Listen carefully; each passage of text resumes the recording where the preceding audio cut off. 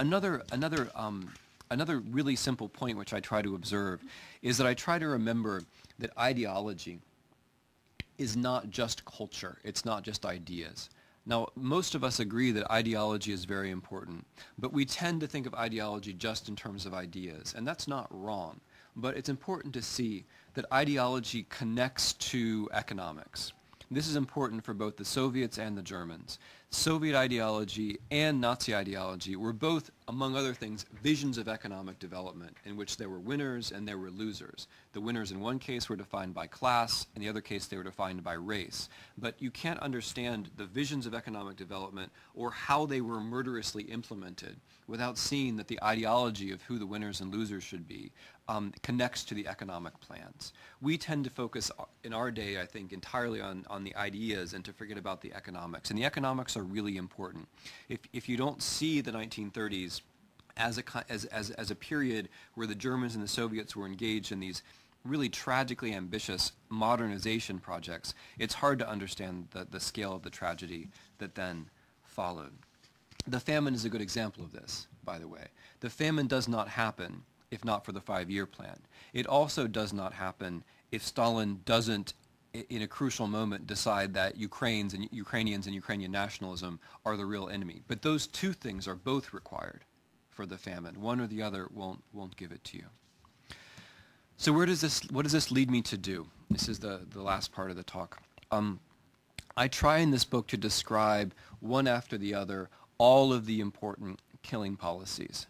I begin with an introduction which describes the First World War, because the way the First World War ended is especially important for our part of the world. The First World War ended with the Germans defeated. Everyone remembers that. But they were actually not defeated on the Eastern Front. They occupied much of Ukraine, Belarus, the Baltics when the war ended. And this was one reason why many Germans, including leading Nazis such as Hitler, saw Eastern Europe as a kind of unfulfilled empire, as a colony which we briefly held and we could hold again, something which we really could conquer. And that bit of historical imagination is really important for what comes next. And it's a vision which is shared by the Bolsheviks as well, at least as regards Ukraine. The Bolsheviks believed that Ukraine was a breadbasket. Both the Nazis and the Bolsheviks talked this way. And both of them are going to be trying to exploit Ukraine for its fertile soil. Now, exploiting something for its fertile soil doesn't sound very dramatic these days. The reason it doesn't sound dramatic is that food is no longer a natural resource. Food is something that you just go around the corner to get. We don't think food is cheap, it's easy to get. In the 1930s, this was not the case. Germany was not self-sufficient in food. Food was a natural resource that the Soviets could export in order to industrialize their own economy. That's what I mean when I say we have to remember the economic backdrop. And that is precisely what puts Ukraine in the middle of the whole story, at least in the first chapter. The first substantive chapter of the book is about the Ukrainian famine. I try to explain what collectivization was, how it failed, how that failure was blamed on Ukrainians, and how, as a result of various kinds of political calculations, Stalin directed starvation towards the Ukrainian Soviet Socialist Republic at a time when there didn't really have to be starvation, at least not on that scale. We know now that there was enough food to feed people. It was exported rather than being distributed to people who needed it. And we have a really clear record of Stalin's decisions in the summer and especially the fall of 1932. Decisions like blockading villages that failed to meet their quotas, requisitioning meat, which of course is the last refuge of people who are starving. If you're starving, you have one cow. Again, these are considerations that mean nothing to us these days, but in the 1930s they did. If you have one cow or one goat, that's the last thing that will keep you from starvation. In the fall of 32, those were requisitioned, the livestock.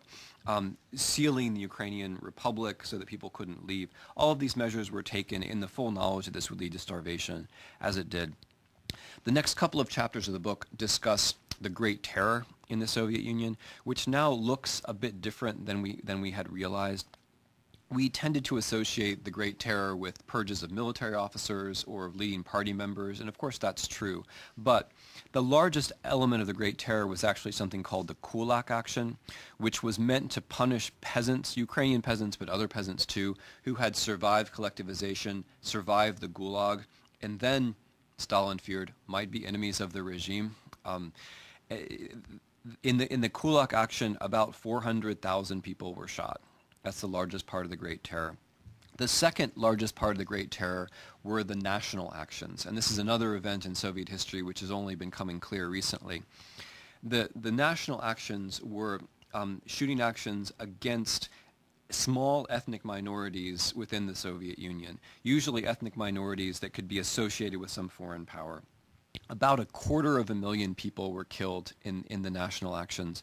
The largest national action was the Polish action, in which 110,000 people were shot, the majority of them on the territory of Soviet Ukraine.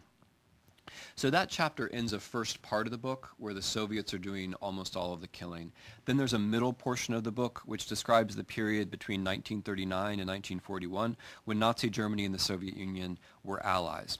During this period, about 200,000 people, Polish citizens, are killed. Strikingly, it's generally the same kinds of people, the people which everyone refers to as the intelligentsia. That word predominates. The Germans say intelligenz, the Russians say intelligentsia, the Poles say intelligentsia. They're all talking about the same group. And as you'll know, the Polish version of modernization is to create this intelligentsia. That's a very East European story. And the German version, the Nazi version, and the Soviet version of how to rule Poland is to destroy this intelligentsia so the nation will then fall apart. And that's what they try to do. And as a result, as I say, a couple of 100,000 people die. Both sides, the Germans and the Soviets, also carry out very large-scale deportations. Then we move to the bloodiest period, which is after the German invasion of the Soviet Union. In June 1941, as you know, the Germans betray their Soviet allies. The Wehrmacht rushes into the Soviet Union. And in order to understand what happens next, I think we have to pause, and I do this in the book, and discuss what German planning was. Because German military planning or German political and economic planning was actually worse than anything the Germans did.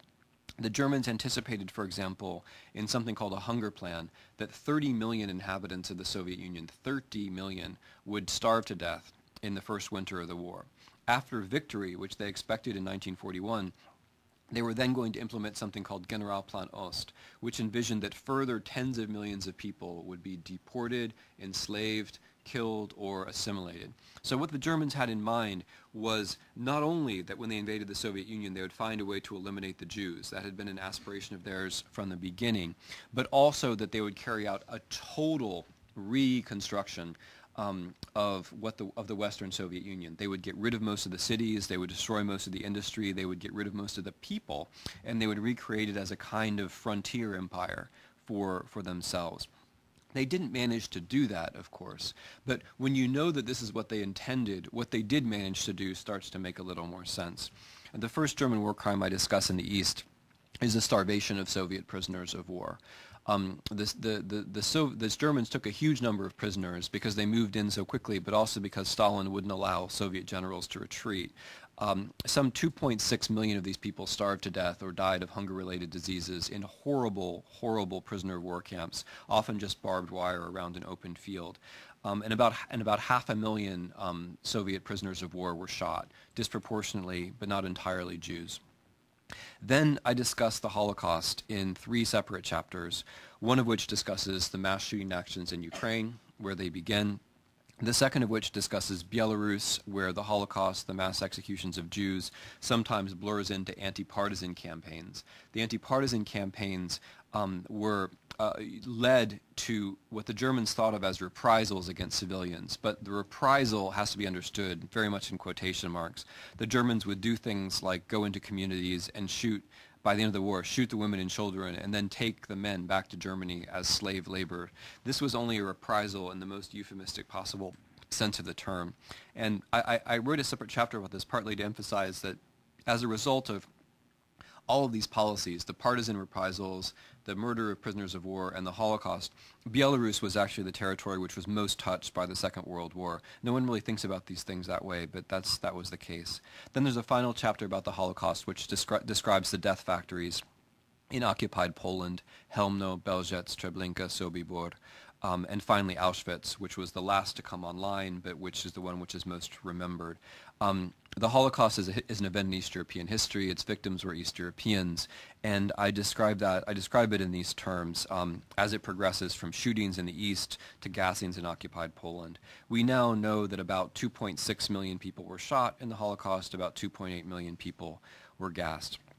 The final substantive chapter of the book deals with the Warsaw Uprising, during which, this is August of 1944, during which the Germans shot about 120,000, maybe more, but about 120,000 civilians in actions, again, that had nothing to do with combat. They weren't in the same places where the combat was happening.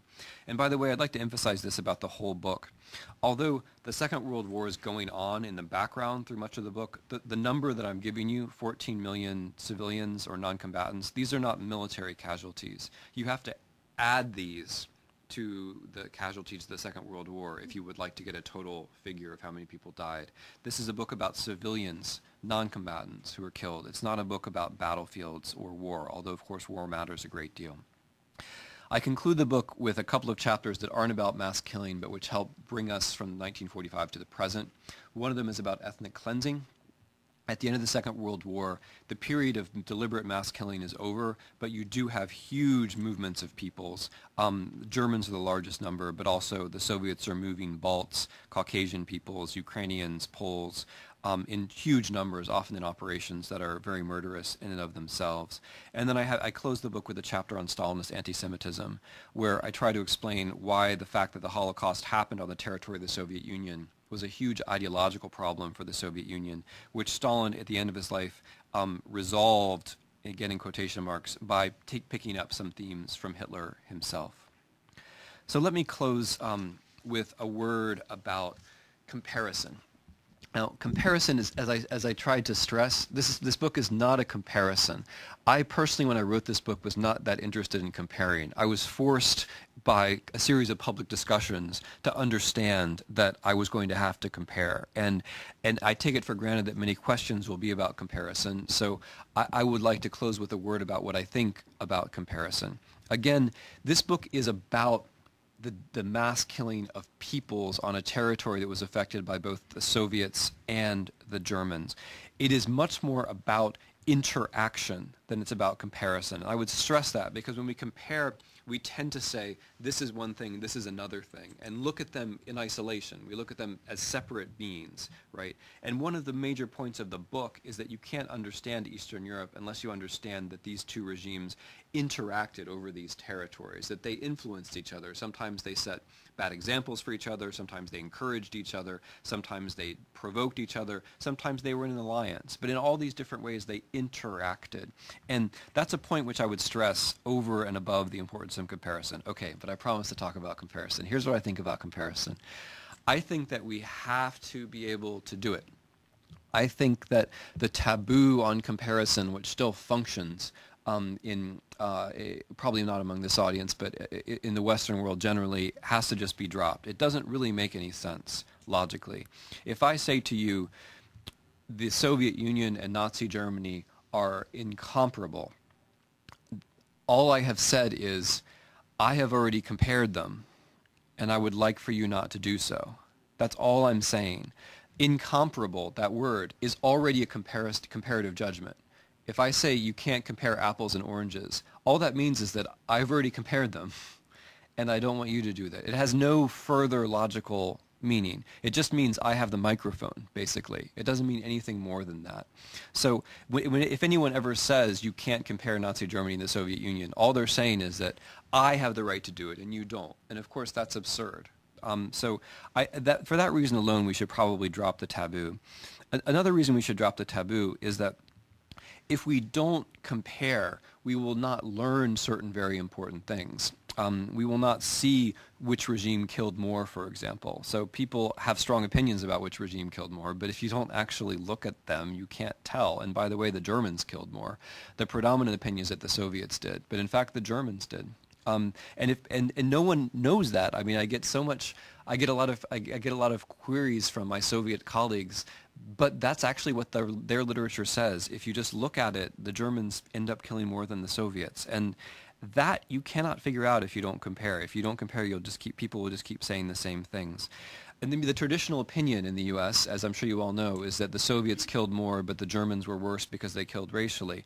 And if you compare it, that doesn't quite hold up.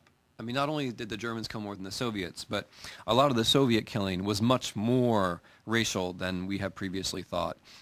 Going through the phone book and looking for Polish names and then killing the people with Polish names is an ethnic action.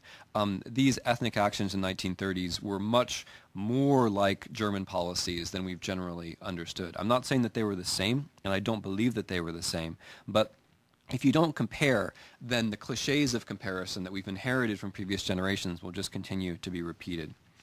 Another reason, and this is the final one, why I think it's important to compare is that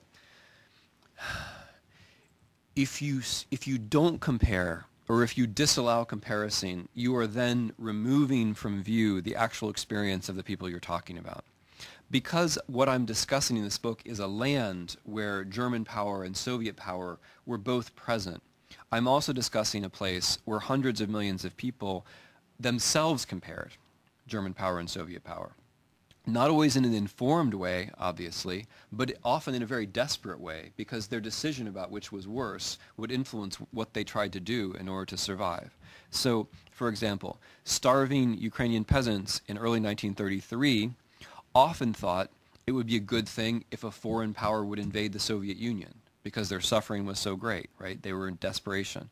Then, in 1941, a foreign power did invade the Soviet Union, and survivors of the famine did compare. They compared the famine of 33 to the prisoner of war camps. Some people survived both, right? Some people survived one famine and then died in the second starvation policy. That was their lived reality. The same goes for the Holocaust. Jews who survived the Holocaust found themselves in an Eastern Europe which was becoming anyway communist. Many Jews who survived the Holocaust survived because they were deported to Kazakhstan. Then they came back and saw what the Holocaust was. All of these people compared.